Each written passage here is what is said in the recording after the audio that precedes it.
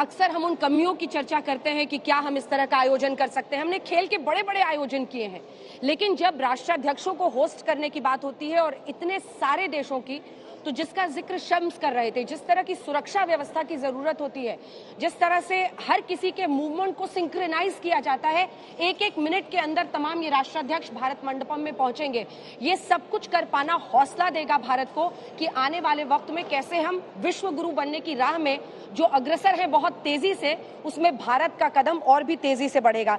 दो तीन बड़ी बातें जिसका जिक्र, सबकी नजर इस बात पर रहेगी क्या कोई जॉइंट कम्युनिके हम कर पाएंगे। रूस यूक्रेन की जंग की वजह से जो परिस्थिति है, हमने देखा है ब्रिक्स में भी एक साथ सबका आना और एक बात पर राजी होना मुमकिन नहीं हो पा रहा है। ऐसे में भारत की पूरी कोशिश है, लेकिन एक आउटकम रिपोर्ट के जरिए जरूरी जो बातें हैं जहां पर सहमति बन जाती है उस पर नजर रहेगी। और जो सबसे प्रिय विषय है मेरे साथी गौरव सावंत का कि शी जिनपिंग नहीं आ रहे हैं, उनके प्रीमियर आ रहे हैं ली कैंग। तो इस पर बहुत दिलचस्प बात चल रही है कि शी आए या ली आए। पहले से तय हो गया है कि भारत और चीन के बीच में क्या होना है, लेकिन शी जिनपिंग का नहीं आना क्या बता रहा है गौरव आपको? शी जिनपिंग का नहीं आना दो बातों से महत्वपूर्ण है। एक, अगर वो आते तो ये दिखाता कि सभी एशिया के देश भी एक साथ हैं। अगर ये एशिया की सेंचुरी है तो फिर एशिया एकजुट है। लेकिन शायद चीन का यह मानना है कि एक म्यान में दो तलवारें नहीं रह सकती, और इसीलिए कई लोगों का आकलन यह है कि संभवतः शी जिनपिंग थोड़ा हिचकिचा रहे हैं। क्यों? क्योंकि भारत तेजी से उठ रहा है और चीन उतनी ही तेजी से गिर रहा है, और यह भारत का नहीं, यह विश्व के कई देशों का आकलन है। चीन की अगर अर्थव्यवस्था की बात की जाए, अनएम्प्लॉयमेंट की बात की जाए, तो बहुत हेवी हेडविंड्स चीन इस समय झेल रहा है। आज ही जापान के एक अखबार में इस तरह की खबर भी आई है इन दिनों में कि चीन के राष्ट्रपति शी जिनपिंग को कुछ विरोध का सामना करना पड़ रहा है अपने ही देश में, लेकिन उनके प्रधानमंत्री आ रहे हैं। और जैसा विदेश मंत्री ने भी कहा कि जो भी 15-16 बातचीत अलग अलग पहलुओं पर हुई है, कुछ पर आम सहमति बन गई है, कुछ पर आम सहमति बनाने की कोशिश है, लेकिन ये उतना चीन के बारे में नहीं है, ये विकासशील देशों को आगे ले जाने का प्रयास है। और अफ्रीकन यूनियन की आवाज को शामिल करके पीएम उस पर फोकस कर रहे हैं। भारत का कद सुधीर कैसे बढ़ रहा है? अगर आप देखें कि G20 इस बार का क्यों अलग है, अलग तो एक तो बहुत बड़ा फैक्टर ये है कि G20 भारत की अध्यक्षता में यहाँ भारत में हो रहा है, नई दिल्ली में हो रहा है, प्रधानमंत्री मोदी उसकी अध्यक्षता करेंगे। लेकिन एक बहुत बड़ी बात यह है कि ये पहली बार होगा जब G20 जैसे अंतर्राष्ट्रीय मंच पर भारत इंडिया के नाम से नहीं बल्कि भारत के नाम से पार्टिसिपेट करेगा। जब भारत का जो पूरा डेलीगेशन है वो भारत नाम का इस्तेमाल करेगा। प्रधानमंत्री के सामने भारत के प्रधानमंत्री के तौर पर लिखा जाएगा, इंडिया के प्राइम मिनिस्टर के तौर पर नहीं। इससे आपको ये पता चलेगा कि भारत वाकई में अमृत काल में प्रवेश कर चुका है और अब हम अपनी एक नई पहचान बनाना चाहते हैं। अब हम अपनी एक नई छवि दुनिया के सामने प्रस्तुत करना चाहते हैं। मैंने थोड़ी देर पहले आपको कहा था ये डिप्लोमेसी का वर्ल्ड कप है। याद कीजिए 1983 में जब क्रिकेट का वर्ल्ड कप हुआ था, उस वर्ल्ड कप में भारत की टीम को लोगों ने गंभीरता से लिया ही नहीं था। किसी ने सपने में भी नहीं सोचा था कि भारत की टीम क्वार्टर फाइनल में भी पहुंचेगी और हम आखिरकार वर्ल्ड कप जीते थे। आज भारत की स्थिति वही है। इस तरह के मंचों पर आज से 20-30 साल पहले भारत को एक बहुत छोटा प्लेयर माना जाता था। सिर्फ अगर भारत को इनवाइट कर लिया जाता था उसे भी एक एहसान के तौर पर माना जाता था कि ठीक है भारत को हमने इनवाइट कर लिया, और वही बहुत बड़ी बात है। लेकिन आज भारत सिर्फ इनवाइट करने से खुश नहीं होता।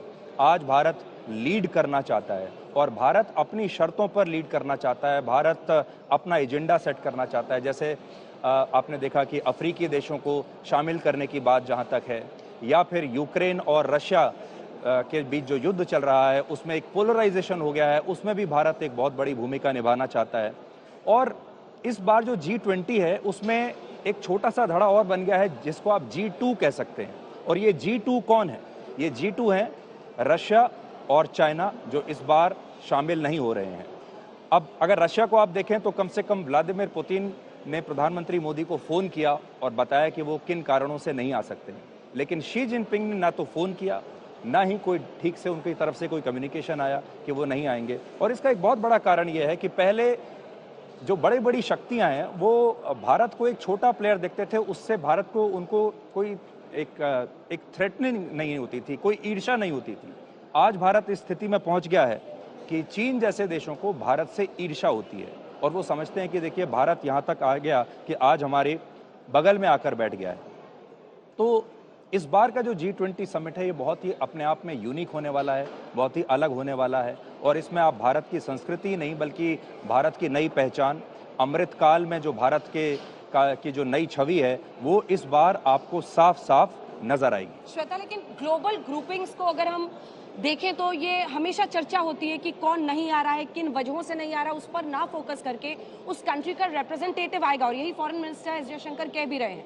चाहे शेरपा लेवल की मीटिंग हुई हो, उसके बाद फॉरेन मिनिस्टर्स की, चाहे लैवरोव वहां से हो, यहाँ पर ली कैंग हो, एक हर कंट्री ऐसी ग्रुपिंग्स में बहुत महत्व रखता है, क्योंकि अगर आपको विश्व में सबको एक साथ लेकर चलना है और वाकई कुछ बदलाव की सोचनी है। गिनती तो होती है और जिनपिंग जानते हैं कि उनके नहीं आने से थोड़ा सा शायद वो चमक उसमें से ले लेते, लेकिन जितने एक्सपर्ट्स हैं सब कह रहे हैं जिनपिंग आए ना आए कोई फर्क नहीं पड़ रहा है, इससे जिनपिंग का ही नुकसान है। अब वन बेल्ट वन रोड को आप कैसे वासुदेव कुटुंबकम से जोड़ सकते हैं, कैसे आप वन अर्थ से जोड़ सकते हैं? आप एक व्यावसायिक दृष्टिकोण से आप एक सड़क बना रहे हैं, वो भी गैर कानूनी अवैध तरीके से अधिग्रहित जमीन पर, तो उसमें सीधी सी बात आ जाती है कि कश्मीर में हो गया G20, पेट में दर्द उसी दिन से जिनपिंग को हो रहा होगा कि मैं रोक नहीं पाया, मैं कुछ नहीं कर पाया, मैं पाकिस्तान को क्या जवाब दूंगा, ये सारी चीजें रहती हैं। और शायद इसीलिए अगर राजधानी की सड़कों से गुजरिए नेहा, तो जैसे वो विज्ञापनों में लिखते हैं ना बिफोर एंड आफ्टर, वैसी स्थिति हो गई है। बिफोर क्या था और अब सज धज कर जो कायाकल्प हो रहा है, तो एकदम ब्राइडल मेकअप जिसको कहते हैं वो कई जगहों पर किया गया है। बहुत खूबसूरत लग रहा है पूरा शहर, जैसे हर किसी में ये आ रहा है वसुधैव कुटुंबकम। हम जो मेजबानी और होस्ट करने में विश्वास रखते हैं उसका एक बड़ा मौका है। बिल्कुल अंजना, और कुछ लोग ये भी मान रहे हैं कि ये सब कुछ एक परमानेंट चेंज के तौर पर देखा जाए। ये ऐसा नहीं है कि सिर्फ इसे G20 के लिहाज से जोड़कर देखा जाए कि अभी G20 आ रहा है तो हमें सज धज कर कॉस्मेटिक तरीके से, जैसा कि आपने कहा, तैयार रहना है।